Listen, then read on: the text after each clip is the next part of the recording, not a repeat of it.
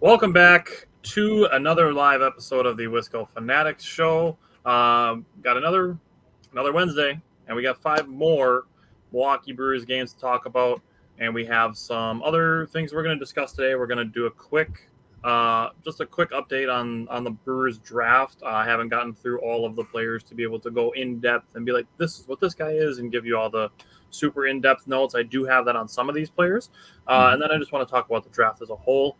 And then after that, we can talk a little bit to open the show about the Bucks news that we have. And then we're going to end the show on a pretty strong topic. We're going to have a pretty big perspective shift. Mainly our inspiration for doing this now was for heading into the quote-unquote second half of the Milwaukee Brewers season, just as they kind of struggled heading into the All-Star break. And now they're coming out of the All-Star break. So we wanted to have a perspective shift. And we're going to be pretty broad with it because it's something we want to be able to review and come back to in the future. So definitely stick around for that. We're still going to do our recaps like normal. And we're going to get into everything. So here we go. Welcome to another live episode of the Wisco Fanatics Show, where we discuss the Packers, Bucks, Brewers, Badgers football, and basketball from an optimistic perspective. Wisco Fanatics is brought to you by Cardboard Legacy, Wisconsin's most complete sports card shop. Buy, sell, grade, and consign all at their location in Oshkosh. Alrighty, so here we are. I think we should start with the Bucks. So I'm gonna let you talk about it because you've been banging this drum for like 2 years now. So yeah. I'm gonna let you give your thoughts and break the news that we're talking about. Yeah. So wow. First of all, today's been a whirlwind, gotta tell you. Just got back from camping today. Real rough on the back, real rough on the shoulder area with the sunburn. Love you, son. You're super hot. That's great. Ouch. Lots of aloe, barrier or whatever the hell you call it. Oh yeah. On the shoulders the last couple of days because they're pretty rough. But got the news yesterday of Gary Trent Jr. signing with the Bucks. I mean, if you could find a perfect replacement for a guy like Malik Beasley in that role, a guy who's going to be a defender, a guy who's going to shoot wide open threes and make them at a very high clip, a guy who's an athlete, and when you add in the fact that he played with Damian Lillard before, that is probably the most important part of this. Read a bunch of stuff. Doc Rivers was actually a very big part of this because he knew Gary Trent's dad. And he flew down and went and talked to Gary and his father to, recruit him to come to the Bucks. Junior and senior. Yep, junior and senior. So you're talking about a Bucks team that when you were looking at the signings, you're looking at DeLon Wright, right? You're thinking like, okay, that's a good signing. That's a good start. They get Taurean Prince, and you're thinking like, okay, it's coming together. There was one glaring hole, and it was at the starting 2 spot. And Gary Trent just absolutely fills that perfectly. You couldn't ask for a better guy to fill that role with the money they had for one. When you take all the considerations into it, the money they had, the need they had. I mean, playing with Dame. I mean, everything. It was a perfect signing, and it just made yesterday so much better because I was just out in the sun and I was just like, oh my god, I'm so sore. And I looked at my phone, and I remember texting you, and it was like an hour after it even happened. I looked at my phone. I was like, bro, is somebody tricking me right now? I texted you. I was like, dude, they signed Gary Trent Jr.? I didn't think we had a shot in hell, dude, honestly. I thought he was going to end up going to Philly, taking a little bit more money. They probably have more money to offer him, honestly. So, although, how much more money could they have? They signed everybody this offseason, so I don't even know. But we got him, and it's a great signing, man. How do you feel about it? I'm pretty happy about it. I made a video. I don't know if you get a chance, you can scroll down and check on that. Looking at the Brewers. I'm already ready to switch modes, apparently.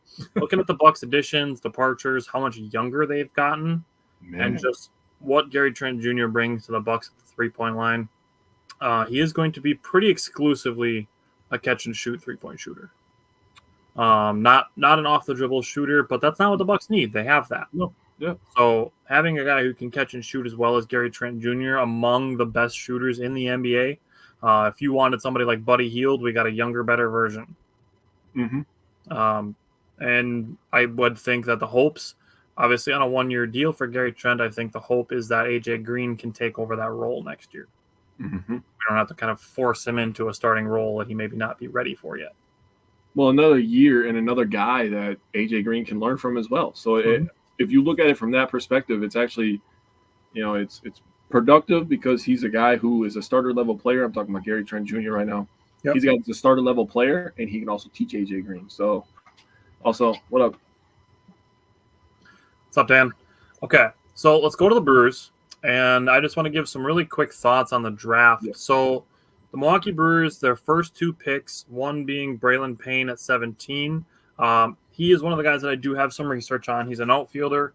He was projected to go 54th, and people got really caught up in that. The Brewers are picking guys that are way above where they're projected to go. But the thing is that both of the Brewers' first 2 picks are below where they were projected to go, meaning that they are below slot value.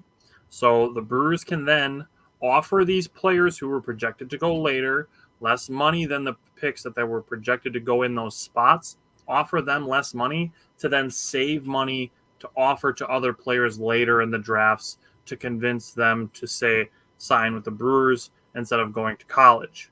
Mm-hmm. So the Brewers, the most notable recent example of this is going to be Cooper Pratt. Cooper is going to be the example of what the Brewers are doing when it comes to their drafts, because then they can draft a player later on who has higher talent, but other teams might view as a risk to go to college, where then the Brewers are saving on the earlier picks to then give money to those later high school picks and get better players later in the draft and be able to convince them to go pro right away instead of going to college. So Cooper Pratt is going to continue to be the poster child for what the Brewers are doing with that. Now, the first pick, Braylon Payne, he's a speed and contact hitter. He isn't even going to be 18 until next month. He believes, per his words, that he's a 5-tool player. I think he's more of a 4-tool player. I don't know that the power is there, but maybe it'll be something he develops as he matures. Mm-hmm.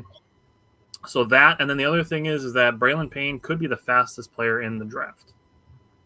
So to me, he reminds me of Esteury Ruiz. Ooh. That's kind of where I'm looking. If you're looking for like a player comparison, he's fast, he can make contact, and he can play a good center field. Okay. The 34th pick, which completes the Corbin Burns trade, the Brewers picked Blake Burke. He is the first baseman from Tennessee. He has 70 grade power. But prospects are ranked on grades from 40 to 80, with 60 being the average. So he has above average power coming in. He batted 379, 449, 702 at Tennessee last year. He had a 31-game hitting streak at one point, so he's not just power or strikeout. Mm-hmm. And he was the SEC tournament MVP. So did you see the video of him at the championship parade opening the beer with his mouth? I did not see that. I was like, he'll fit it just fine. Yeah, he's ready. Call him up today. But now, so these 2 guys being the below slot picks opens the door, and one of them is already confirmed to have signed, is Bryce Meckage is the first one. Dude can already hit 95, 96 miles an hour. He was committed to Houston for baseball, and the Brewers have already confirmed signed him. So looking at the first 2 picks, we don't get caught up in, they're drafting guys too high, they're reaching for players. They're saving money that they can then offer to players later. The other one, I think this is going to end up being my favorite pick in this draft, is Chris Livonis. He's committed to Wake Forest, but he's super athletic. He has great extension. He has high spin and high velocity. If you watch, just look up Chris Livonis, his delivery is crazy. He is like a super high leg kick, his extension is crazy. Just look him up. I'm excited to watch more and learn more about Chris Livonis. But just looking, Christopher, welcome. Looking at the Brewers draft as a whole, I have the rest of the players here. The Brewers' 19th round pick was from Manitowoc, Wisconsin, so got that. Looking at the Brewers draft, looking at the Brewers draft, they picked 22 players. Yeah. They took 17 pitchers. They did. They did do that. They took 14 right-handed pitchers, 3 left-handed pitchers. 17 of their 22 draft picks were pitchers. So they're like, all right, we got this pitching lab over here, right? We're going to go ahead. We're just going to give you a bunch of new things to experiment with. And who knows what they can concoct. The way I thought of it is like when the Packers are just drafting a bunch of linemen. It's like, okay, this is our strength. We want to keep it a strength forever. We just got to keep throwing stuff at this, you know? One of these are going to stick every year. We're going to stick one of these linemen every single year. And every year, if the Brewers stick one or two pitchers, you're setting yourself up for success. Yeah, sustained success. I like that. Yes. The other two things, they drafted the first round pick, Braylon Payne. He was the only outfielder they drafted. They drafted two infielders, Burke being the first baseman, and they drafted a shortstop later on. And then they drafted two catchers as well, kind of just refilling the depth in the organization at catcher. Yeah, that's interesting. All right, so let's talk some Brewer games. We can go to the Pirates series, games 2 and 3. Let's start with game 2. I don't know what you have for takeaways from that game. Yeah, so game 2. 6th shutout of the year for the Milwaukee Brewers, Nice. as they won this one 9-0. We had 2 home runs. We had 5 people with RBIs, and we had 6 2-out RBIs.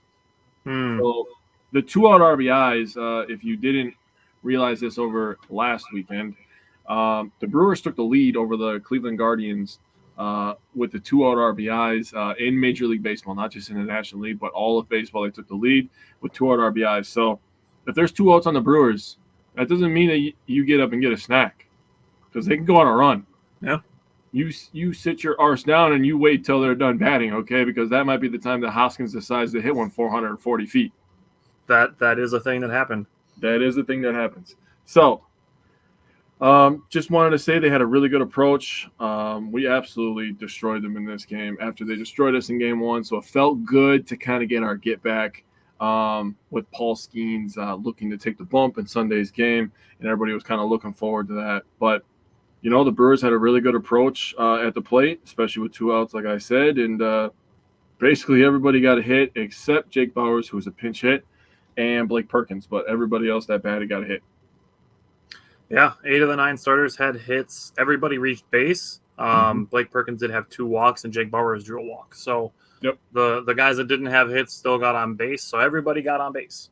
Now, looking at the starting pitchers, Tobias Myers and Martin Perez, after the first inning, Perez had thrown 41 pitches and Myers threw 16. Perez had 87 pitches after 4 innings. Tobias Myers didn't throw his 87th pitch until the end of the 7th inning. Damn. There was one point where Tobias Myers threw 16 straight strikes. Wow. Finished this game with 6 strikeouts, all 6 of them looking. Wow. That's nasty. Tobias Myers is now the only rookie starter in Major League Baseball to have multiple 8-inning pitched and 0 earned run games. Yes, he is. The guy on the other team hasn't done that, Mhm. which is impressive. I think he will, but Tobias Myers, to this date, the only person who hasn't. Now, the other 2 things I wanted to call credit to, Big Z coming out of the bullpen, get a 5-pitch, 1-2-3 9th inning. Yep. Keeps the bullpen fresh. Love that. And then I wanted to give Rhys Hoskins credit for his offense and his defense. He made 2 great defensive plays in this game. One of them bought Tobias Myers another inning, in my opinion, by getting a 3rd out. And then the monster home run that he hit in the 5th inning, I do believe that Rhys Hoskins is slowly but surely going in the right direction. It is. All right, let's go to game 3. It is what it is. Let's just talk about it. Okay, we're going to talk about it. Okay, first thing I'm going to say. All the people, okay, this is just like a flat out, just like baseball. This is not Brewers. This is baseball. All the people complaining about the Pirates taking Skeens out after 99 pitches are dumb. Sorry, I'm not holding back on that. You have a freaking Lamborghini. You don't drive the Lamborghini in snow. Meaning he is a stud. It's clear as day that he's a stud. He's one of the best pitchers in the National League already, in my opinion. Probably going to win Rookie of the Year. He's definitely going to win Rookie of the Year. He hits 100 on a regular basis. He throws a slider splitter. Is it a slider splitter? They're calling it a splinker. The splinker. That's what it was. Yeah, I was listening to it on the radio. I was like, the splinker. That's interesting. But he had a really good game against us, and the Brewers had opportunities. They hit some balls hard in the first inning. There was a really nice play by who the heck is their shortstop? O'Neal Cruz. O'Neal Cruz made a really nice play against Contreras in the bottom of the first, where that could have been a hit if it's not a freaking web gem play. Mm-hmm. So people freaking out about being no hit through 7 innings. Calm down. It happens. It happens to everybody. Yep. I don't know how many times we have to say on here, but there's 162 games. If it's going to happen in baseball, it's going to happen. It's going to happen to somebody. Point blank, period. And Skeens is a stud. The point I wanted to make about Skeens is everybody remembers Steven Strasburg. Okay? Steven Strasburg had just as much hype. He was throwing gas. He had the slider, the changeup. He had all that coming out. And he got injured. And then he got injured. And then he got injured. And he got injured. He never could get over it. And it sucked because he was looking like he was going to be a generational player. Yeah. He would have been fun to watch just from a fan perspective of enjoying the sport of baseball. He would have been awesome to watch. You don't need that happening to another guy. That's okay? a really good. That's a really good. The Pirates did the right thing. Tyler, that is true. That is true. And Christopher, he did, but the thing is, he's going to be brought up as one of the what if guys. He is. He could have had his debut. They could have had more than one ring. They wouldn't have traded Soto if that team was going to continue competing. I mean, they paid Patrick Corbin way more money than he rightfully should have been paid, so that was not a good organizational decision. But that team had good players. They had Bryce Harper. I'm pretty sure they had Trey Turner, if I'm not mistaken. I'm going to look it up to make sure that I'm correct, but I'm fairly certain they had Trey Turner. No, the Nationals, and they have some. We're going to talk about them in a second here. Yeah, they had Trey Turner too when they won the championship. So they had Trey Turner and Bryce Harper and Juan Soto and Steven Strasburg, and I'm fairly certain they had Max Scherzer at one point. They did, I think, if I remember that. I just want to fact check myself again because. They had Max Scherzer. He was part of their championship team as well. He was there from 2015 to 2020. So, they had great players on that team. Yeah. I think Steven Strasburg, I think that is a very good cautionary tale to bring up. He could have, dude, honestly, let's be real. After his first start, everybody was like, oh, shit. Yeah. This guy is going to be the man. And it sucked that he had a lot of the nagging injuries with the elbow and all that other stuff. But it is what it is. But in my opinion, the Pirates did the right thing taking him out, being cautious. You want this guy to last 10 years. Not at 10 minutes, right? Yeah. That's really what you're looking for, And it is what it is for the Brewers. They got no hit through 7. Paul Skeens is good, bro. He's doing this to everybody. And it's not like they pulled him out with 79 pitches. Yeah, it was 99. The benchmark is 100. That's what it is. Yeah. But, I just had to say this. It's people are going to not remember Savali's start because of what Skeens did, and I don't want that to happen because Aaron Savali was having a crazy start too. Where'd he go? He went 6 1/3, 6 hits, 1 earned run, 2 walks, and 6 Ks on 100 pitches. If you're going into that game as a Brewers fan, that's outstanding, especially with all the crying. Bro, I can't tell you how excited I am to have this conversation after we talk Brewers, but. It's necessary with how much people bitched and complained about when we traded for Savali in the first place, and then he has a start like this of 6 1/3 with only 1 earned run. It's dude, what more are you looking for a guy that came over with a 5 ERA and everybody cried to their grandma about it? It's I don't know what we're looking for here, but he had a great start too. So let's not forget about that. It's not like he got shelled and gave up 10 runs. This is what pitcher go. This is an old school game. Both teams played their hearts out. Yeah. And you know what? The Brewers had 9 straight home series wins. So losing this one 1-0, it is what it is. Yeah. And they obviously lost the National Series as well. Nobody's talking about the fact that the Phillies lost the series to the Athletics. Yeah, they got pounded a couple games. They got beat 18-3 in the third game of that series. Mm-hmm. And that's the team that everybody has penciled in as the NL champion.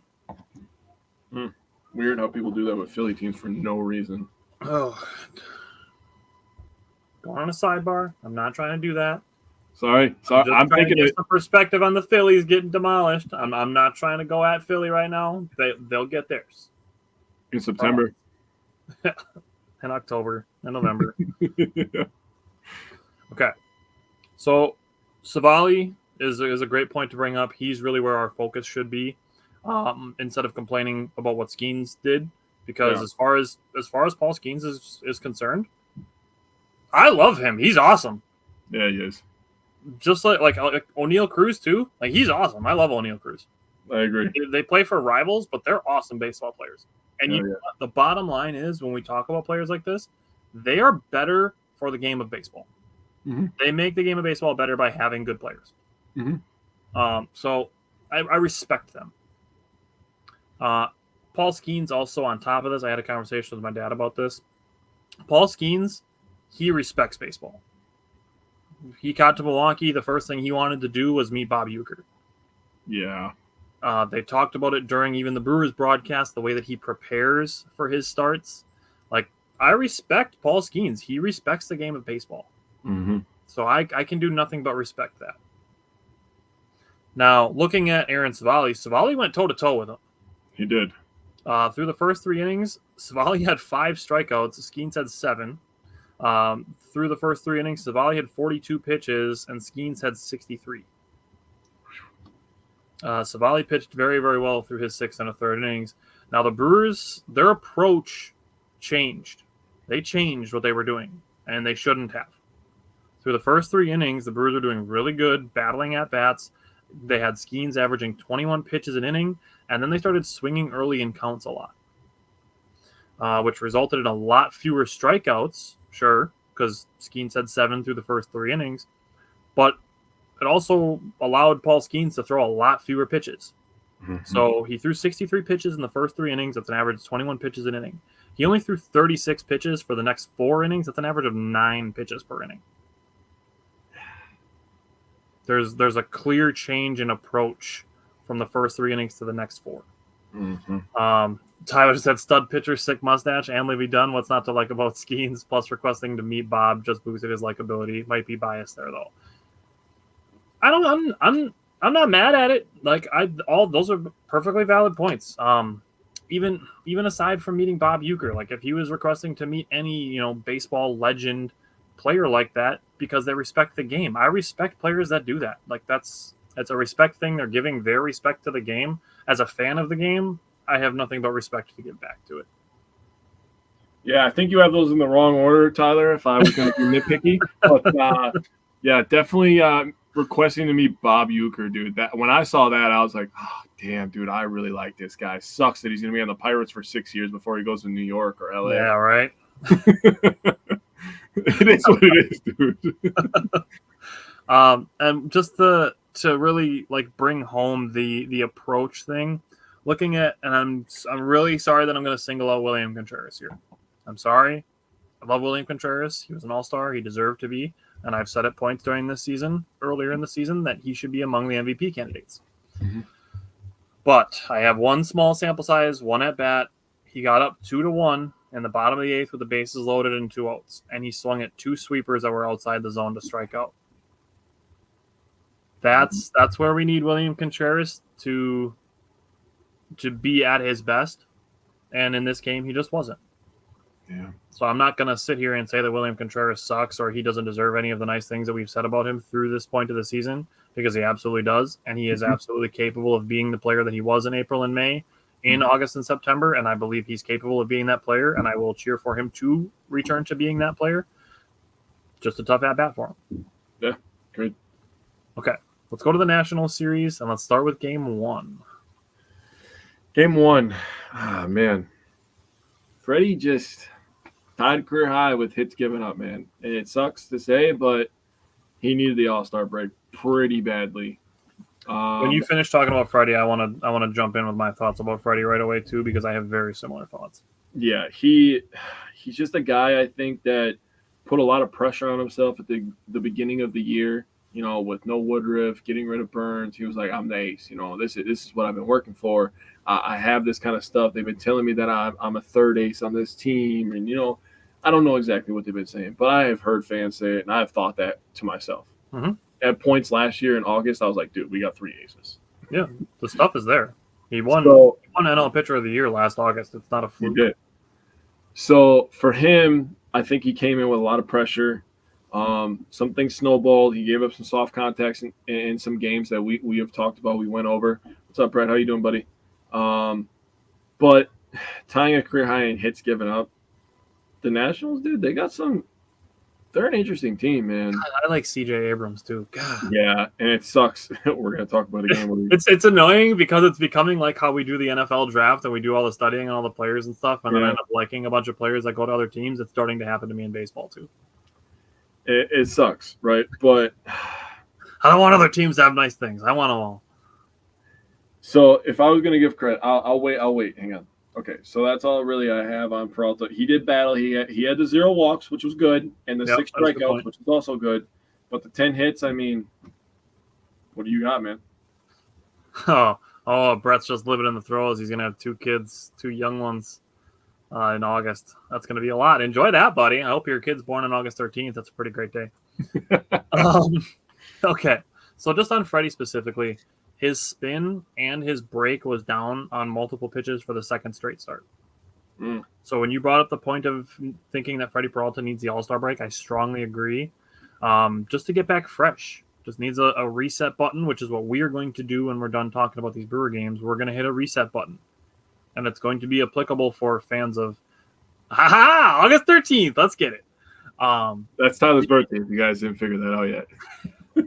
The perspective shift that we're going to do is going to apply to any fan of any team, of any sport, of anything. It doesn't have to even just be for sports. The things that we're going to talk about because we see them through the lens of sports and sports fandom, and that's why we are the way that we are with our shows.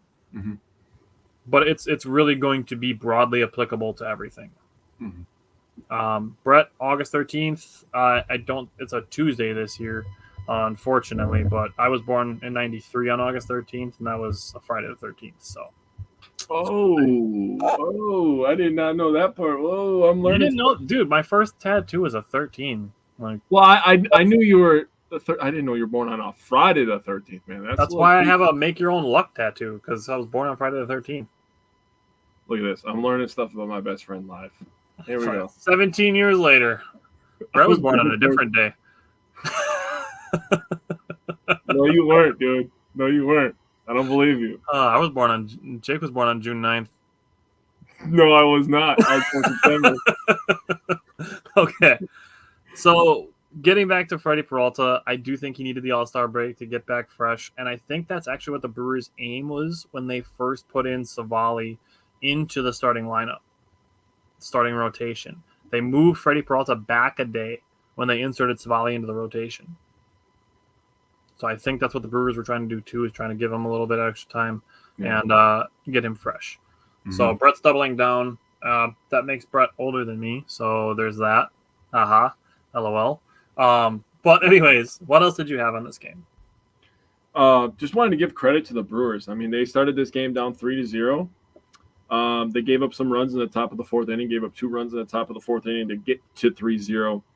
And I really wanted to give the position players credit for responding in the bottom of the 4th inning to keep this game close. Adames had a double that scored Contreras, and Frelick had a double that scored Adames to make it 3-2. So I thought the mental toughness while going through a tough stretch to respond after giving up a couple runs to try to pick up their ace, pick up their teammate. I mean, I thought that was something that was noteworthy in my opinion. They didn't really do much after that, and that's added a couple, but it is what it is. I just thought that was noteworthy. Yeah. And Brett, that's a good point. They keep fighting. So looking at the top of the 7th inning, I saw some people saying Garrett Mitchell should be laying out for the blooper. It it is what it is. Honestly, when you're looking at a bloop single, it's still going to be the runners are still going to score. The runs that score are still going to score if he dives or not. Mm-hmm. But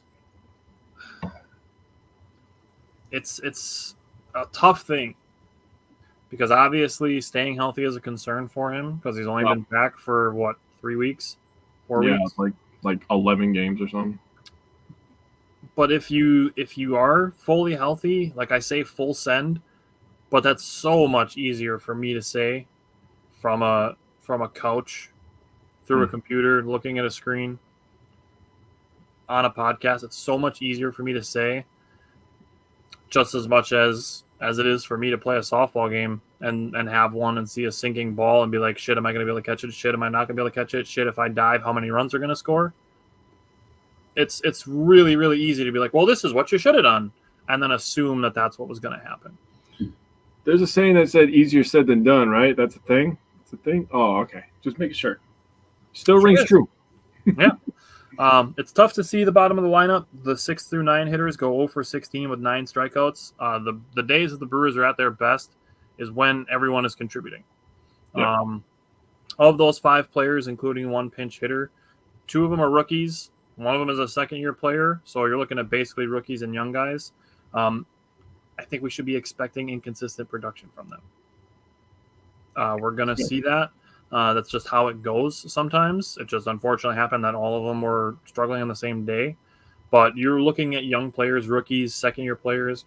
They're going to have struggles. They're not going to be the Contreras, Christian Yelich consistency that we're seeing from league veterans.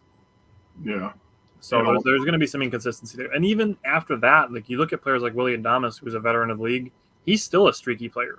Rhys Hoskins is a streaky player. Like, streaks are going to happen. That's why you have to look at a broad sample size to get really the totality of everything instead of saying, oh, Willie Adames sucks from August 10th to August 15th. Like, oh, my God, he's so terrible. And then August 15th to August 20th, he hit 3 home runs. And like, oh, my God, Willie Adames is the best shortstop in the Major League Baseball. Like, you just need to look at all of them and be like, this is the totality of their work and say, okay, now we can judge them as a player based on their entire body of work instead of just this small section. Mm-hmm. We're going to have some conversations like that in a little bit. But out of anything else from game 1, it is good to see Yoel Payamps bouncing back. I am very much pulling for him to continue to do so. So let's go to game 2. And we can look at the beginning of this game, Christian Yelich and Bryce Terang getting rare off days. Yeah. And Sal Frelick growing a goatee that he shaved off 2 days later. I wish he would keep it because it looks good. Get him a little bit of a goatee going there. But looking at the Brewers again, the top of the first inning, their plate discipline was pristine.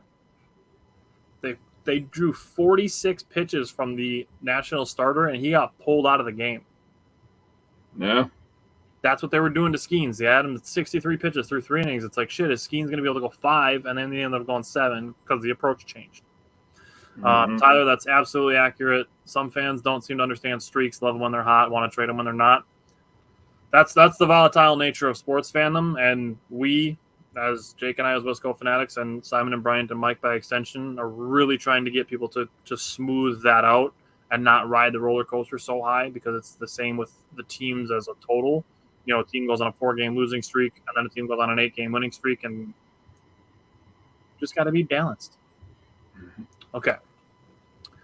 Dallas Keuchel did throw some bad pitches and had some bad defensive luck. It is what it is. We talked about Dallas Keuchel when he was released, DFA'd from the team.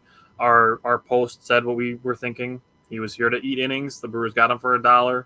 He helped get him to the All-Star break. And to me, my biggest takeaway from Dallas Keuchel being DFA'd was that it means to me that the Brewers believe that their starters are going to be healthy after the All-Star break. 100%. That was my biggest takeaway. Yep. As far as anything else goes, Rhys Hoskins made some more really nice defensive plays, which is good to see. Jacob Junis did a really good job to end the 4th inning and pitch the 5th and the 6th. He's starting to add innings, so I think he is going to be a factor in the starting rotation after the All-Star break. And then Trevor McGill going for a 4-out save for the first time since early April. He hasn't pitched since Sunday. He doesn't suck for blowing a save. It's the first time since May 28th that he's blown one, and he's 18 for 20. Yep. So Trevor McGill does not suck. He's borderline an all-star this year, and sometimes you're going to lose games that it looked like you were going to win. Yeah, that's what it is. So what did you think from Game 2? Obviously, the Brewers went out 5-0 in this game, so we all know that, right? Yep. They ended up giving a home run to Abrams in the 9th. That was the blown save. And if it wasn't against the Brewers, I'd have been like, dude, that was gangster what you just did, looking at your bench after you hit the ball. That was sick. It happened against us. Again, it's going to happen. The Brewers hitters in innings 2 through 9. 2 hits. Frelick had an infield single in the 3rd. That infield single was then followed by a walk by Monasterio. The Brewers had 2 on with 1 out. Perkins and Haas ended up striking out swinging. The other hit was an Adames single in the 5th. The hitters between innings 2 through 9 had 10 Ks. They struck out 10 times. They didn't have a good game outside of the first inning. Like you said, they had a good approach with the starter. Got him out of the game early. They were up 5-0. Things were humming. We were looking like we were going to even this series up, and then I don't know. The wheels just fell off. The approach. They started to press. I don't know what went wrong really, but the 10 Ks through 8 innings and the 2 hits, it's not a good look. So obviously they fixed it because we know. And even after all of that, they were still this close to Joey Ortiz hitting a walk-off homer. Yeah. I didn't even write that in there, but I forgot about that, man. Yeah. That was really nice close. Dude made a jumping nice catch against the wall. He was this close to hitting a walk-off home run. That sucked. I wish he would have. That would have been so sick. That would have been amazing. All right, let's go to Game 3. What stood out to you from the finale from the National Series? All right. So, Game 3, the Brewers ended up popping off in this one. Won this one 9-3. 9-3 is a much better date than 8-13, in my opinion. Had to throw that in there, buddy. But they had, Adames had a crazy game. Contreras contributed with an RBI. Ortiz and Mitchell had 2 RBIs. Or for our buddy there, G Money, 4 2-out RBIs again, so more 2-out RBIs. Adames, Contreras, Mitchell all had home runs in this one, and they started this one with a bullpen guy starting the game again. Man, I don't know what the heck is going on here, but that seems to be the thing that they do this year. That's like a Pat Murphy special. I'm gonna start calling that a Pat Murphy special. Big Z started this one when an inning and a third. Extended Colin Ray deeper into this ball game. He ends up going 5 2/3. Excuse me. Milner gave up a run in an inning again. So hopefully the break he was able to figure something out, man. Okay. I was trying to save some of this perspective stuff for like later, but I want people to understand. Like I really mean this right now. When you're bitching about all these guys. You know it's a positive when they're good for us, right? Like they play for our team. Like Hobie Milner is on the Brewers. Payamps is on the Brewers. Piguero is on the Brewers. So if you want them to suck so they get rid of them, who the hell are we replacing them with? That's some weird energy to begin with. It is beneficial to us this year for all you guys that are like championship and bust. It is beneficial for us if they're good now. Now, we talked briefly because we weren't able to really – I didn't really get to check anything for the last couple of days. I was camping. So, I just was able to see who they drafted and read the names and kind of read little tidbits on them. We weren't able to get deep into the draft. But we drafted a lot of pitchers. So, eventually down the road, we might hear some of those names. All right. Some of those guys may never even sniff the major leagues. Yep. But – with the Brewers farm system, they definitely will. I think they're gonna get coached up correctly. There'll be trade pieces. Maybe we pretty them up for somebody, and we get a shortstop in the future that we need. I don't know, but right now we need Hobie Milner. Yep. Right now we need Joel Payamps. Yep. We need Elvis Piguero. We need those guys right now. The National League is wide open, in my opinion. The Dodgers suck in the playoffs. It is what it is. You can spend $700 million all you want. They don't get it done in the playoffs. Okay? Ohtani doesn't really have a history in the playoffs to begin with. I mean, he was stuck on the Angels, but he doesn't really have a history in the playoffs. So he's very inexperienced when it comes to playoff at-bats. You get over to the Phillies are the lead horse, and they should be. But that's really where it ends. The Braves, they're without their MVP, without their best player. Chris Sale is kind of having a resurgence season for them. But outside of that, man, the Brewers have a shot, dude. They're young. They're speed. They're the fastest team in baseball by far, in my opinion. So if we get this bullpen right, and we have to use our bullpen the way that our starters are set up, if all these guys are good, that's good for us. And I don't know why I have to explain this. On top of that, having more good relief pitchers only makes your options more flexible. Exactly, dude. You could have 3 insane studs. Yeah. Or you can have 9 guys that are all really well trusted. Mm-hmm. And the Brewers have some studs and then a bunch of guys that are well trusted. Yeah. That gives you flexibility. That gives you the opportunity to take a guy out when, maybe he's losing his stuff a little bit in the 5th inning or the 6th inning. Mm-hmm. That can only mean good things to have more trusted arms instead of having to use Brian Hudson every single day and having to use Trevor McGill every single day and having to use Devin Williams every single day. There are some teams that are like that they have like 3 guys they can trust in their bullpen, and then everybody else, it's like, okay, I hope they can keep this at the same score. Yeah. So I'm going to throw a big Z in that group as well. It only took him 6 pitches to get the first 4 outs of this game. That guy pitches for contact, I'll tell you that. Yeah, he does. But looking at the Brewers bullpen, Yoel Payamps, 0 earned runs in 7 of his last 9 appearances. Love that. 1 hit or less in 8 of his 9 last appearances. Nice. 7 of his 9 appearances, he's given up 0 walks. And in 1 of them, it was 2 intentional walks. So I'm going to go ahead and say 8 of 9 of his last appearances, he hasn't given up any walks. I believe that Yoel Payamps is bouncing back. Tyler said, I feel Hobie Milner's usage dropped as of recent games. Could be wrong from the beginning of the year. He was used almost daily. And 2, this was more in response to Brian Hudson, but Pat Murphy did say they want to be more judicious with the bullpen. Mm-hmm. Another guy to keep an eye on who's going to be back after the All-Star break is Jared Koenig. Jared Koenig earned leverage. So, Tyler, I think that could factor in as well. Jared Koenig earned leverage by being an absolute monster for the Brewers this year. Yep. Just another reclamation project. Jared Koenig's 30. And then all of a sudden he gets to the Brewers and it's just like, oh, this dude's a stud? Like, why didn't anybody else figure that out? But the Brewers did.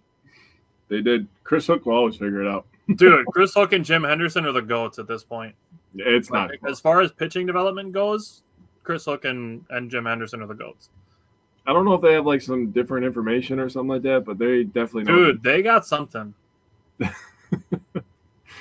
Looking at Colin Ray, 8 of his last 10 appearances now, 2 earned runs or less, and he threw 5 or more innings in all but 1. And he threw 7 strikeouts in this finale, 1 off of his career high that he just had on June 28th. Nice. So Colin Ray, very effective. Nice. Looking at the Brewers' offense, Willie Adames in the top of the first, a ground rule double on the 9th pitch of the at-bat. He fouled off 7 pitches in that at-bat. That gave the Brewers a 2-out run. Actually, that was the one that put them in the lead in Major League Baseball for 2-out runs. Garrett Mitchell hit a home run, 107 miles an hour off the bat, 420 feet. That is a booming home run. He hit it hard. He smoked the ball. The Brewers put 6 earned runs on Irvin and raised his ERA from 3.13 to 3.49. That's a huge jump at this point in the year. At this point of the season, yeah, when you're talking about 100 games in, that's a massive jump. This was actually his second 6 earned run game in a row, so kind of a rough time for him. He needed the All-Star break. Lastly, on the offense, Bryce Terang stole second base in the bottom of the 8th. That was his 30th stolen base before the All-Star break. So my question, where do you think Bryce Terang finishes with stolen bases? 40, 45, 50? I have the case. That's that's tough because all right. I'm just gonna throw a number out there that I can really. I'm gonna take a really educated guess here. So what are we at? We're at 97 games. Okay, 97, right? 97 is correct. Yes. I'll say 40, 43. 43 stolen bases. He's on pace for exactly 50. No, he's not. Yes, he is. Really? Wow, I didn't want to say 50. I felt like that was too bold. So if he hits 50, Jonathan VR in 2016 was the last time anybody was over 30. Wow. So that was Christian Yelich, obviously, because everything when it comes to big stats, the last person to do it was Yelich. So Bryce Strang is on pace to steal 50 bases. He'd be the first person to 50 since 2016. The last thing I want to say before we get into our perspective shift is the team hit 55 wins before the All-Star break. Mm-hmm. They were projected at 78.5. Mm-hmm. They're already 24 wins away from where they were projected to be. They were projected to be third in the NL. They hold a 4.5 game lead in first place. There are really not any expectations you could have had for the Brewers in March that they haven't met or exceeded by a long shot to where they are in July right now. I mean, think about this. If the Brewers basically go 500, doing quick math, whatever, there's like, what, 64 games? 5 games left. 65. Okay, so you can't really cut it in half. But just say you can cut it in half, right? They would be on pace for like 90 wins right now. Just by going 500, they would have 90 wins. If you gave them 33 wins and 32 losses in the last 65 games, they'd finish with 88 wins. That's insane. Nobody thought we were going to touch that. That's if we kind of suck, to be honest with you. Yeah. Now, if they have 40 wins or 45 wins, dude, this team's good. If they have 45 wins, you're talking about 100 games. Yeah. If they win 45 out of 65, they'd have to go 20 games. That'd be 25 games over 500. That's probably a little steep. I'm going to say probably 40 is a little more realistic. If they win 40 and lose 25, you're talking about a 95-win team. So they have 65 games left. If they win 41 out of 65, they tie the franchise record. Without Corbin Burns. And Brandon Woodruff. Who's having a Cy Young kind of year, by the way. He's great. We knew he was. But Yeah. Joey Ortiz is going to finish top 5 in Rookie of the Year. Jackson Trio should probably finish top 5 in Rookie of the Year. Not to mention the Brewers brought up a guy that they thought could be a Rookie of the Year candidate, and he had to have Tommy John surgery. The Brewers lost Robert Gosser. The Brewers lost the biggest veteran they had on the pitching staff in Wade Miley. True.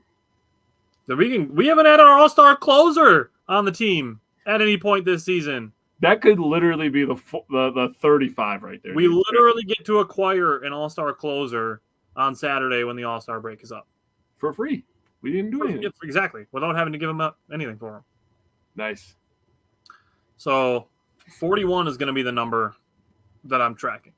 Brewers win 41 out of 65 in the second half, and they tie the franchise record. I'm with it. 41 ties it. 42 would be a new franchise record for wins. On a year that they were projected to finish third in their division and win about 79 games total. These people will never learn, man. I forgot to mention what's next for the Brewers. We're going to have 5 games again next week. Mm-hmm. So we'll have 5 games. The Brewers have 2 twins. 2 at Minnesota, Saturday and Sunday. Then they have 3 at the Cubs. Tuesday, we will have a watch party for that. So join us on Patreon for the watch party next Tuesday. And then next week, we're also going to do our trade deadline targets. I think we're going to split them up into offense, defense, starters, and bullpen. Yep. And that's how we're going to do that as far as the trade deadline goes. But yeah, that's where we're going to be at next week. So if you have nothing else, we can switch gears. I do have to say, it's pretty crazy that we're going to go from Sunday to Saturday with no Brewers baseball, man. It's pretty wild. because I was looking at all the teams and I was like, oh, yeah, crap. They only have a 2-game series with the Twins, so they don't get to come back Friday like everybody else. But it'd be nice to beat the crap out of a Minnesota team and then a Chicago team next week. So I'm with that. Just back to normal for us Wisconsin folks, Right. Okay. So now I'm going to give some disclaimers here. We're shifting into a different segment here.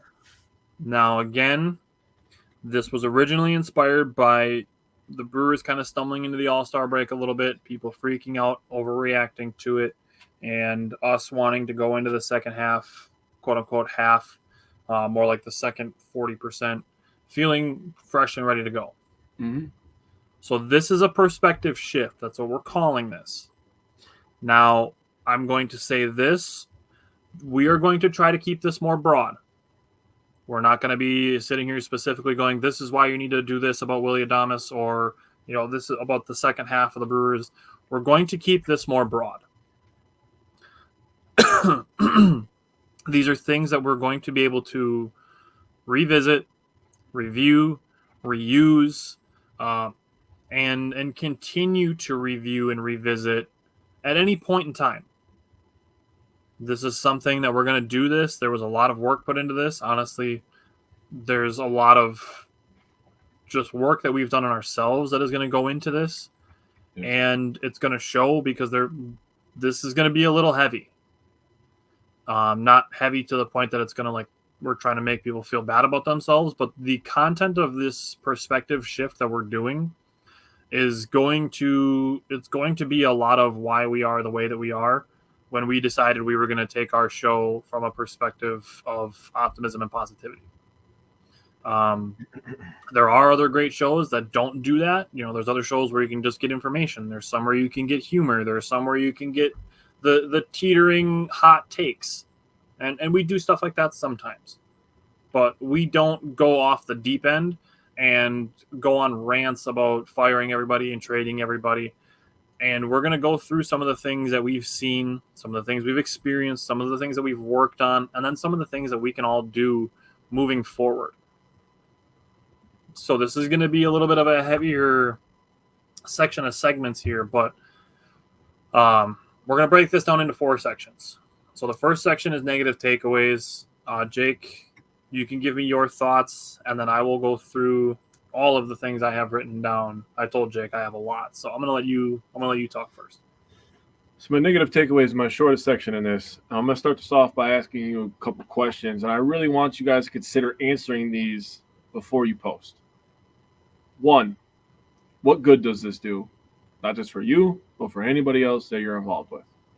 So I really want you to ask yourself, when you're typing, I hate Willy Adames. Why did he swing at that pitch 3 inches off the plate?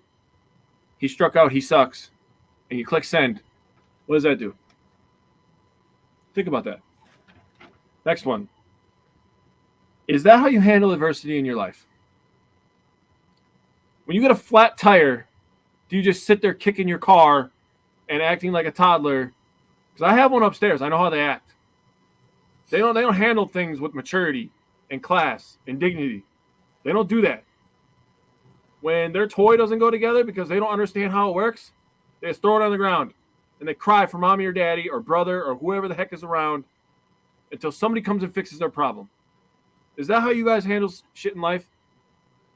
I might cuss a few times because I'm going to be real. I apologize.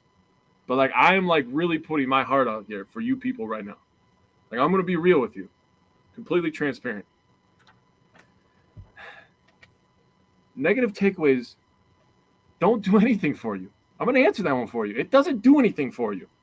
You don't get a yay, you figured it out. It doesn't do anything. You just sit in the same spot as you were before, and you're actually hurting yourself more than you're helping anybody. So when you do this kind of stuff and you have negative takeaways, I really want you guys to take a step back from your computer, from your phone, from the television, from whatever the hell technology you're around at that moment in time. Put it down and get away from it. Because you're not going to do anything good for anybody. Now, Tyler, the floor is yours. I think negative takeaways, looking at the notes that I've brought for this, is actually my longest section. Oh. And I went through all of the notes that I've taken over the last 2.5, 3 years that Jake and I decided we were going to do this from this perspective. Books I've read, podcasts I've listened to, research I've done, and I put all of that into this. I went through all of my notes that I've taken from everything that I've taken in over years. So first is Dr. Joe Dispenza suggests that people spend up to 70% of their lives anticipating negative outcomes. Wow. In the book Enigma of Reason, reasoning is defined in two ways: its goal or its process. So just to Jake's point to what he just said, if or when you're about to post a negative takeaway, a negative thing, a negative post of any sort, ask yourself, what goal or process are you trying to accomplish? Ask yourself that question, and then ask if what you were going to say needs to be said. And I'm going to reference the book Enigma of Reason several times, and I didn't just look it up. I didn't just look up the book and find out, some takeaways. I read this fucker. And it took me a while because it made my brain hurt because of how much it really made me spend time to think about what I'm reading and thinking about how I'm going to apply it. This bitch is thick. That's a big old boy. Like I said, I didn't just go on Reddit and look for some people's takeaways from this book. I have it. I read it. Also in that book, the authors say that it stands that most people's reasoning is intuitive inference. That means that they often take things at face value based on the first few bits of information that they see. Jake and I have opposed this type of knee-jerk reaction. Only taking things at face value. Only saying that because of this one event that this is the finality of this person, this team, series, whatever. There's often a lot more things to consider than the immediate result of that play or that game or that series or that season or that life event than what is just immediately presented to you. Jake and I call that context. Next thing is being constructive is the most important part of evaluation. Instead of asking why this person is a loser, focus on how this person could become a winner when you're looking at mistakes. Now, the key word there is constructive. It has the word construct in it. You're building, you're growing, constructing, constructive. All of the we need to trade Pat C bullshit, that's not constructive. Next, I would ask people who are posting these negative takeaways, imagine people pointing the pessimism that you are throwing at sports teams at you. And then getting on your case for your performance or the choices that you've made, thinking that they know better than you and what's better for you. Interesting. And then ask yourself, what do you think feels better? Focusing on a negative outcome and it happening, or remaining optimistic in it happening? Being right about a negative prediction is a really twisted way to seek satisfaction. Anything easier to do carries a smaller reward. Being right about a negative prediction is going to carry a smaller reward. You are essentially choosing to have a smaller piece of happy chemicals in your brain by a negative thing happening and waiting for the positive result to rescue you. What that is doing to you then, even if the good thing happens, you're what? Happy? Glad? You're glad that the team, was able to win? As opposed to being from the optimistic perspective, then the good thing happens, then what kind of emotions do you think you're feeling? Elation, being overjoyed. Those are the types of things that you can glean from being optimistic and the good thing happens. You can be thrilled instead of just happy or glad because the negative thing that you were thinking about didn't happen.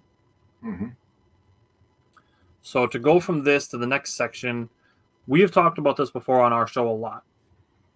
Your negativity, when put on display, it negatively affects other people as well.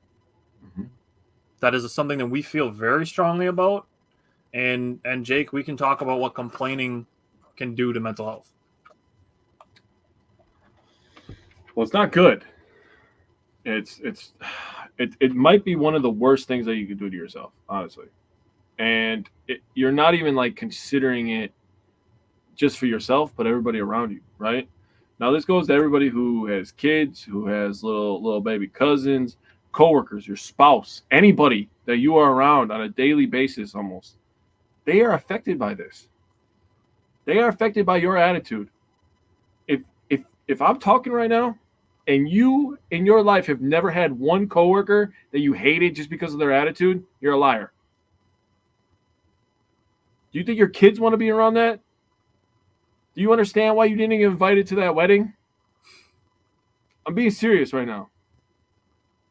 That's real. People don't want to be around certain people because of their attitudes. And if you think that, oh, I'm just trolling online, if that doesn't, slowly start to become who you truly are as a person offline, you're lying to yourself. A lot of people that comment on these sports pages need to have some hard looks in the mirror. Expecting perfection from human beings when themselves haven't achieved perfection. There's a reason I don't act like I know everything, because I damn well know I don't. I don't even read most of the damn names right most of the time. And you know what? It's kind of become a shtick of this show. It is what it is. But I'm still going to come up here and I'm going to read the funny ass names because I know that that's what I do. Okay? Now, there was a video I saw from a Navy SEAL. And in there, he asked a question in the middle of his speech. If you can't control your emotions, how can you control anything? And I want that to really, really ring with a lot of people. If you're watching a football game and the Packers give up a touchdown or the Badgers give up a touchdown and you lose your cool. If you can't control your emotions about your football team giving up a touchdown, you have some much more deep-rooted issues than you realize. Now, he goes on to say that losing your temper is a weakness. And I got to tell you, I don't know if there's anything I've ever agreed with more. It shows you can't control your emotions. You are admitting it very loudly and in a very immature way. What you need to do in these situations, instead of screaming and kicking because this cornerback got beat on a go route, you need to take a deep breath and realize that, one, it's a game. When you realize that, you're going to collect yourself and you're going to be your true self. So I really want people to, not just with sports, but in general, don't lose your cool, man. Because when you're angry, you're not going to make good decisions. And if you make bad decisions, you're going to be a bad person. And I truly believe that everybody has the opportunity to be a good person. So let's just keep our cool, take deep breaths, and relax, okay? It's just sports. It's just sports. We're going to be okay. Go ahead, buddy. And we'll talk about this too, and I kind of mentioned it in the beginning, but a lot of the things that we're going to say are reasons that we, as sports podcasters, have taken this approach, is because you can apply a lot of these things to life after you learn them through the lens of sports. Sports is an easy place to start. Mm-hmm. Going back to what I said about people's negativity, the way you post it, broadcast it, and it can affect other people. No one has ever made a friend, made money, or accomplished anything worthwhile by broadcasting bad news. There's a psychologist and a research professor at Tufts University that stated that confirmation bias can contribute to depression, among other things. With confirmation bias, only acknowledging information that fits your viewpoint, and you're essentially reinforcing in your brain that that's how things are. So if you're coming from a negative perspective of, you make a general statement like this team is never going to win a World Series, or this team isn't a true contender, or this team wasted this player's prime, you continue to say things like that, you are reinforcing it in your brain, and then it's going to make it that much harder to be a positive person. So the more that you focus on those things that only fit that narrative of this team's never going to do this, this player's never going to do this, I am never going to do this, your brain is going to continue to find things to prove you right. And it's only going to lead you down a path that's going to make things harder for you. And that's where depression comes. And it's harder to get out of things that you've been doing for a long time. Mm-hmm. After so much negative reinforcement, eventually that's not going to be enough to satisfy your negative mindset. It's not going to be enough to only make yourself miserable. Then it's going to start at some point progressing into making you feel a need to make others feel miserable too. Mm-hmm. There's the phrase misery loves company, and it's a real thing. It's part of the reason why people post negative takeaways is to have people agree with them to reaffirm their shitty attitude. That's a big reason of why people do it. So to that point, I will say, and Brett, if you're watching, we've had this conversation before about protecting your energy. If you are working on your mindset to be a more positive person, protect your energy until you are to a point where you know that you can protect your energy regardless of what other people are saying, Mm-hmm. and that it's not going to spiral you back down, because Mm-hmm. I'm going to come back to this in another segment. But living as a pessimist can not only affect your mental health, but it can affect your physical health as well. Living as a pessimist can actually increase your risk of stroke. Oh my God. That's just more stress you're putting into your body and just more pressure that you're putting on your body and living in a place that is not good for your health, mental and physical.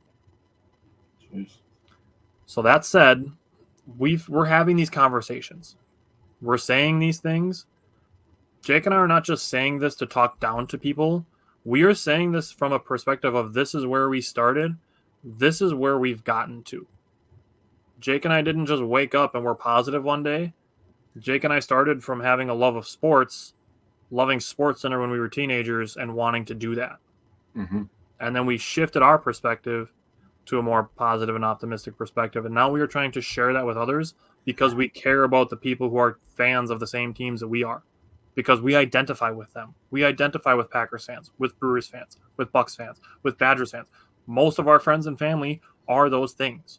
Mm-hmm. So we care about those groups of people because we are parts of those groups of people. Yes. We are not here to talk down to people. We are here to tell you we have worked on these things. You can too. And imagine if all of us as Wisconsin sports fans could be more positive people, what that could do for the people around us, people in our families, the people in our fan bases, the people in our state, and maybe someday we get large enough that we can grow into other markets and be able to have a Minnesota Fanatics and be able to do that and be able to grow as a country and as a fucking people. Man. Jeez, freaking vote for us, dude. Vote for Wisco, dude. Vote for Wisco. We're not old enough yet. Maybe next election. Yeah, well, you might be. I'll be old enough next election. I'll just hit the cusp. All right, talk about some of the work that you've done, that we've done. Okay, so as you've heard, I was camping this last weekend, and I had a moment where I was having a fire, and I was sitting there by myself for a few minutes where I really got to think about this, like deeply. I think it comes down to two things: patience and living in the now. Those are the two things that I came away with that I was like, this is what I've worked on, and this is what has led me to become the person that I am. Now, living in the now, okay, I'm okay, is a really tough subject for me, man, because I'm always a person, especially in the world of sports, where you're always looking forward to Packers start soon. Like, everybody's talking about the Packers start on Monday. Yep. I'm looking forward to Monday. Monday gets here. All of a sudden, boom, we have an episode. We have another Packer episode. We have our other Packer episode. And then we have a Badger episode.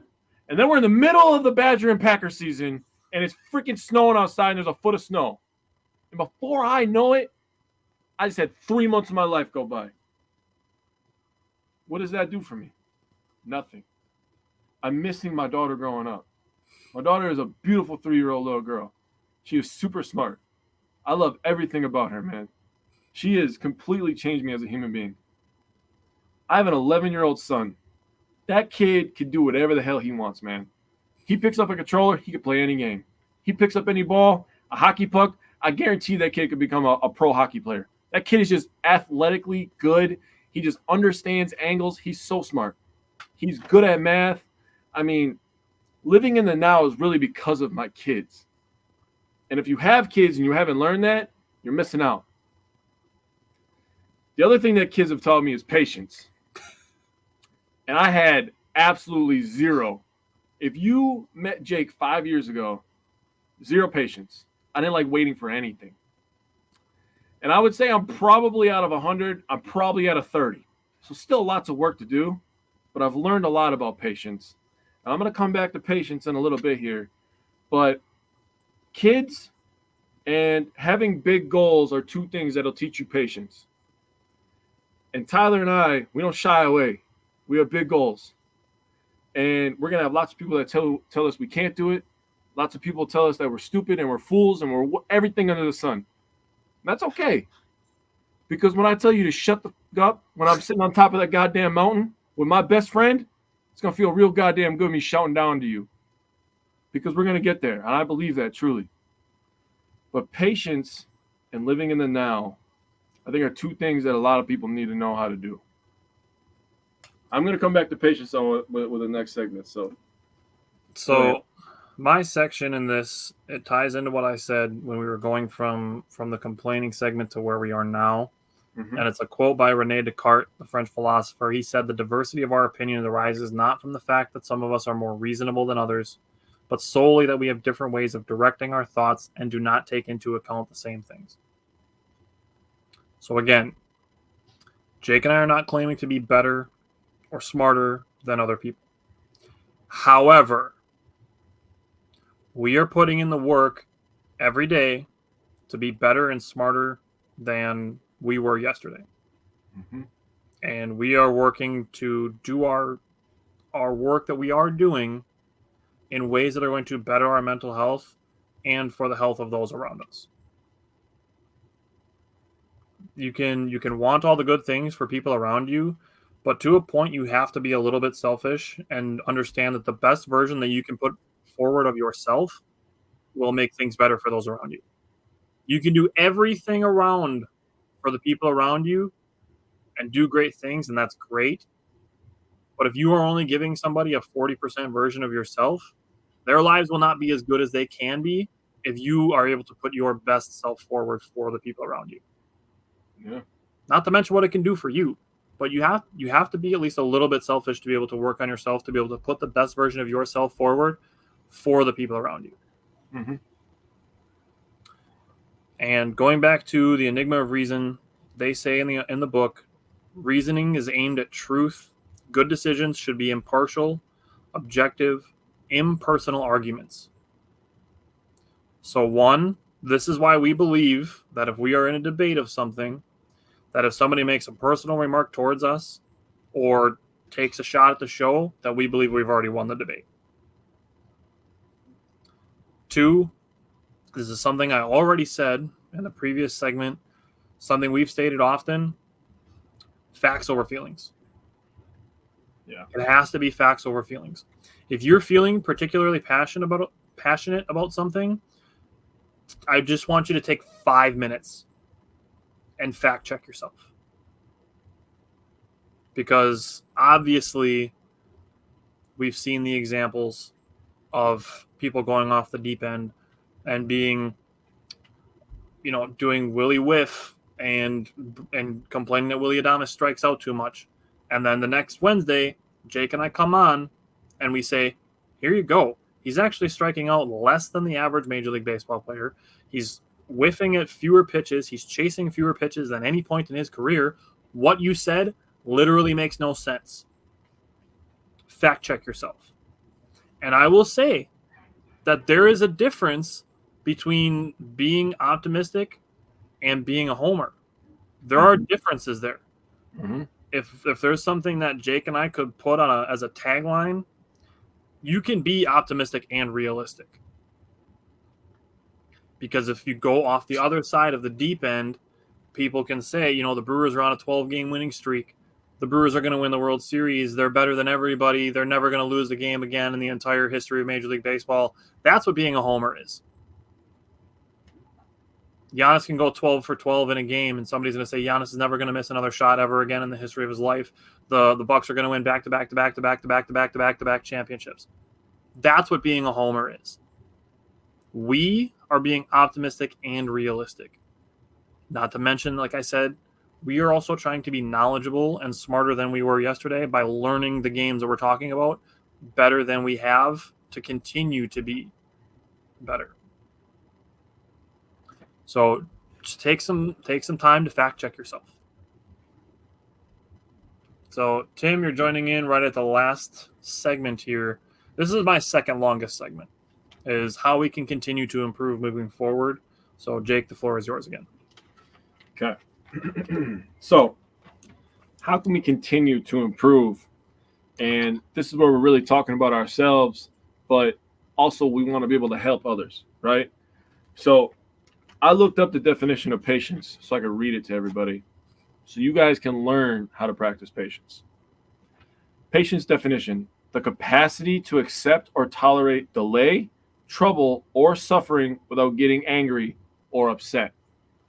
So let's go back, okay? We're talking about the Navy SEAL, right? He says if you can't control your emotions, how can you control anything? What does that mean to you? Right? I really want people to marinate on this, okay? And I'm putting this in there because the patience definition is to be able to accept and tolerate that kind of stuff. So if you lose your cool, you're not showing patience. And if you're not showing patience, you're not being your true self. So you need to continue to work on patience and become truly who you're supposed to be. Now, some people are lazy when it comes to this kind of stuff. And if that's how you want to be, then that's how you want to be. That's fine. But I have kids watching me every day. And I'll be goddamned if I'm going to raise these kids for 18, 19, 20, 30 years, because they're going to be asking me questions when they're 30 years old. I ask my dad questions all the time. I'm 31.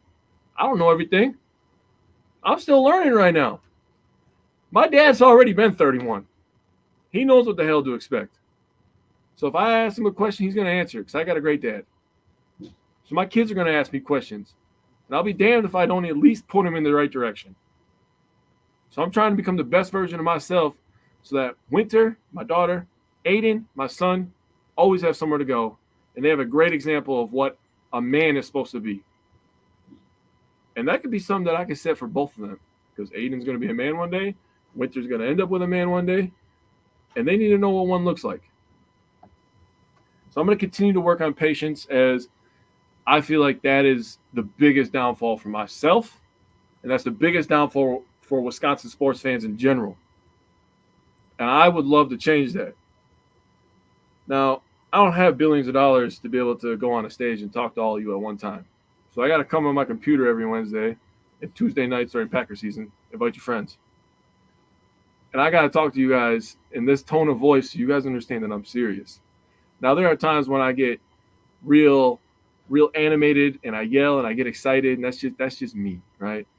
But when I talk in this tone, I'm being serious. I really want everybody to practice patience. I really want everybody to learn how to love today, because every day that you wake up is a beautiful day. And I'm not going to get religious on you guys, but there's people that, thank God every day for waking up. You don't have to do that. You do whatever the hell you want. But I really do want you to appreciate being awake today, being around your kids today. This is the heaviest part of what I'm going to say, because you never know. Okay? I mean that. I've had friends from high school that died when they were 16, 17, 18 years old. I had a buddy who had a really tough life, and he died when he was 19. That's way too young, man. I mean, we just lost Jacoby Jones. Jacoby Jones was awesome to watch when I was a kid, man. He was only 40. He was only 40 years old. I'm going to be 32 in a few months. Reggie White died at 43. That's insane. You really never know. A car ride to the grocery store. Seriously. So if you really learn anything from this, love today, love your loved ones, love yourself. Do this for yourself. Learn patience for yourself so you can be your best version of yourself. And as I said here, we all love sports, and sports are the ultimate equalizer in our worlds, right? Let's just be nice to each other outside of that world. Okay? So here's the thing. There is always going to be, as far as the United States is concerned, there's always going to be something we can unify on. Mm-hmm. So we can start just at the team level. We hate the Cubs. We hate the Bears because their fans are annoying. Mm-hmm. But I'll be damned if I'm watching the Olympics and there's a sprinter from Chicago if I'm not cheering for that guy because he's running for the U.S. Mm-hmm. So we're going to unify at some point. Mm-hmm. And even smaller than that, if we're watching a Bears-Packers game, we're both watching football. We talked about, and I said I wasn't going to try to get super specific with examples, but we just talked about Paul Skeens and O'Neal Cruz liking players from a rival team because they're good for the game that we are watching. Yes. So when I'm talking about how we can improve, these are things that we are doing, Jake and I are doing, as well as encouraging others to do. These don't have to be just sports. These are real things that you can use in life as well to increase the quality of your life.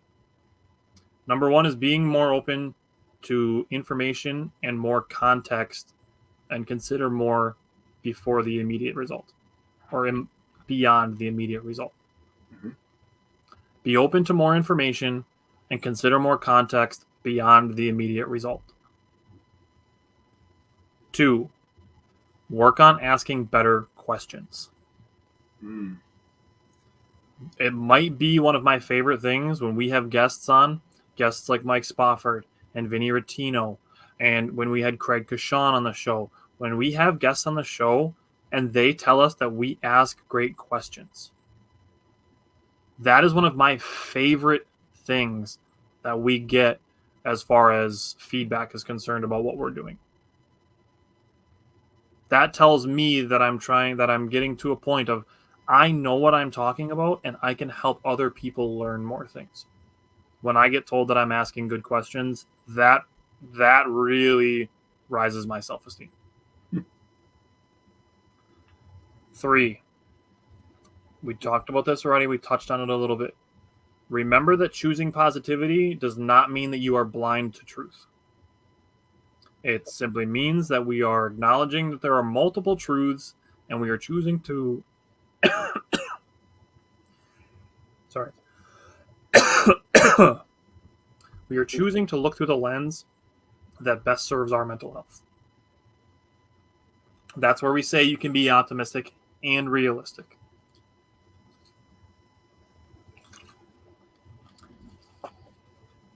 Next, group discussion is beneficial. So we understand that there's a lot of groups on Facebook. Twitter is obviously a large place. Mm-hmm. Group discussion is beneficial. It is best when those in the group have different ideas and a common goal. That's why Jake and I and Mike and Simon and Bryant, that's why we do our shows live. We want to encourage others to bring in their ideas and questions and help us get to the point of the common goal that we have, which is to make more optimistic Wisconsin sports fans so that those optimistic people can apply those things to their lives and make more optimistic people, make more optimistic communities, more optimistic state, country, world, etc. Remaining optimistic and finding positive takeaways is a good way to build a foundation of trust within yourself that even when you're struggling, that everything is going to be okay. Jake kind of mentioned that a little bit earlier. We're starting with sports. If you can get to a point where you can trust yourself that everything's going to be okay because you are able to reaffirm that in yourself, starting with something simple like sports, and then you can do it when you have car trouble on your way to work and you have to change a tire, everything's going to be okay. You're going to change a tire. You're going to be late for work one day. 2 years, you're not even going to remember it. Nope. It's going to be okay. By reinforcing that, just from a lens of sports, after your team loses, you know what? It's going to be okay. Ask yourself, do you want to go forward worrying about what might happen or imagining what could happen? This is one of the perspective shifts that Jake and I took pretty early on with this show. Is it kind of started as a hobby, and 3 years later, we want this for the rest of our lives to be what we do for work all day, every day. Mm-hmm. That's the perspective shift that we've made. And one of the things that we've phrased this previously is having a possibility mindset. Imagining what's possible. This is a way that you can kind of maybe build some self-esteem as well. Think of yourself as your favorite sports moment. Think about yourself as a walk-off home run or a game-winning touchdown or a buzzer beater. Or the value. Or the value. Happy anniversary. Think of yourself like that. Put yourself in that sort of realm to help build your self-esteem. And the last thing I'm going to close with, this is something that I know I've recommended to other people. Brett, if you're watching, I know I've said this to you. I know I've said this to other people.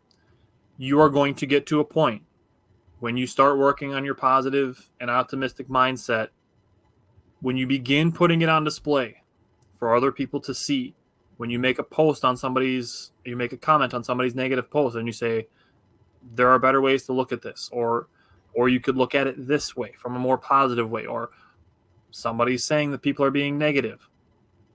There are going to be times where people will resent you. Plant the flag and stay strong during that. If you need to take some time away from being in the groups of social media, Wisco Fanatics, I can promise you, is going to be a safe space for you during that time of growing until you get to a point where you are solid enough in the work that you've done on yourself, that I can tell you that our pages, our posts, our shows will be a safe space for that. People are going to resent you working on your mindset to be a more positive person, because subconsciously those people know that if others are working and progressing, that while they are staying the same, it really means that they are going backwards. Yeah. They are becoming below average because you are getting better. People are not going to like that.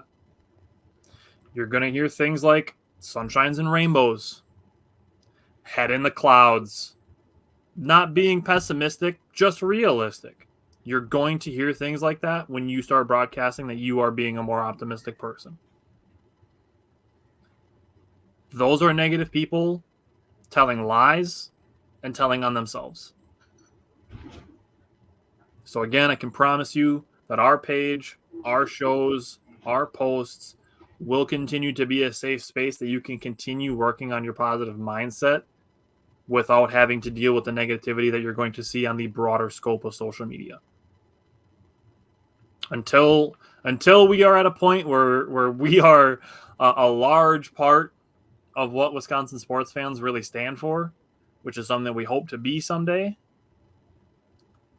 we're still a safe space for the minority of people who are in the positive. I can tell you it's not the prevailing perspective, but it's the one that we are taking because we are trying to make a positive difference. Yes. And I'll tell you what, there's not going to be a point where we quit doing this. We've literally had the conversation, Jake and I have, of asking each other, could you imagine a world where we don't do this anymore? This is part of my identity now. Yeah, the answer is no. Period. This is never going to go away. So I mean, it's never going to stop. So if you need a place to be able to express positivity as far as Wisconsin sports or just life in general are concerned, Wisco Fanatics is going to be a safe spot for that. And honestly, I don't have a lot of free time outside of this because I have the Wisco, I have my job, I have my kids. I like to spend a lot of time with my kids, man. I really have made that like a thing that I want to do. But if you guys really need somebody to lean on or just somebody to listen, I got you. I know Tyler's open as well. If you've ever been here, I don't usually speak for Tyler, but I know Tyler is a good man, and he will be there for you if you really need him. He's very quick to respond, much quicker than me most days. I might be wiping a dirty ass or something at that time, so I apologize for that. His kids wipe themselves now; they're old enough to do that. So Yes. I just want to tell you, this is really part of our identity. Okay, I recently started a new job within the last month. Actually, today is my 1 month anniversary, so yay! But I got asked, and he said, "Oh, I heard you're kind of a sports guy." You know what my response was to my boss? It's not kind of. I am the sports guy. I'm the sports guy. You ask me a question, I'm the sports guy. And you know, both of us have been born in the 90s. You ask us 90s questions, I mean, some pretty general ones usually. You can get some deep dive ones because we're starting to deep dive into the 90s a little bit. But he was like, I'm pretty impressed that you know some of that stuff because you were born in the 90s. I'm like, dude, I'm trying to tell you, like, we are the sports guys. Like, we're not messing around. So I might have some crazy news coming up here, by the way, but we'll keep you tuned. But just know, this is part of our identity. We don't just really talk is. about sports. We live sports. Yeah. Tyler still gets to play them, but I wish I could. Yeah, I try. No, I'm all right. All right. So we're gonna say goodbye. This was what we were trying to do, is have like a pretty serious discussion with this. Mhm. And I'm proud of you for bringing stuff to it. And obviously, the things we've just discussed, it's real for us. Mhm. Tim, we appreciate it. You have a great day as well. And to those watching, listening, if you ever see this, it's not going away. So we'll be here again Tuesday. If you follow us on Patreon, if you're subscribed on Patreon, we have a watch party on Tuesday. So that'll be that. And then next Wednesday, we'll be back again. Next Wednesday is going to be some more Brewers recaps and the trade deadline recap as well, or our trade deadline analysis, targets, all of that. Mhm. And that'll be next Wednesday. And then we're getting closer and closer to Packer season, like Jake said. Don't get so caught up in looking forward to Packer season that you lose out on the rest of the Brewers season, because they're chasing a playoff spot. And I'm going to have some hot takes coming out in the near future that I think this Brewers team is built to compete, as they are. Mhm. So some exciting stuff coming out there. I'm going to make some videos on why I believe that that's the case. But again, you can find us again next Wednesday, 4 o'clock, like always, and we'll see you then.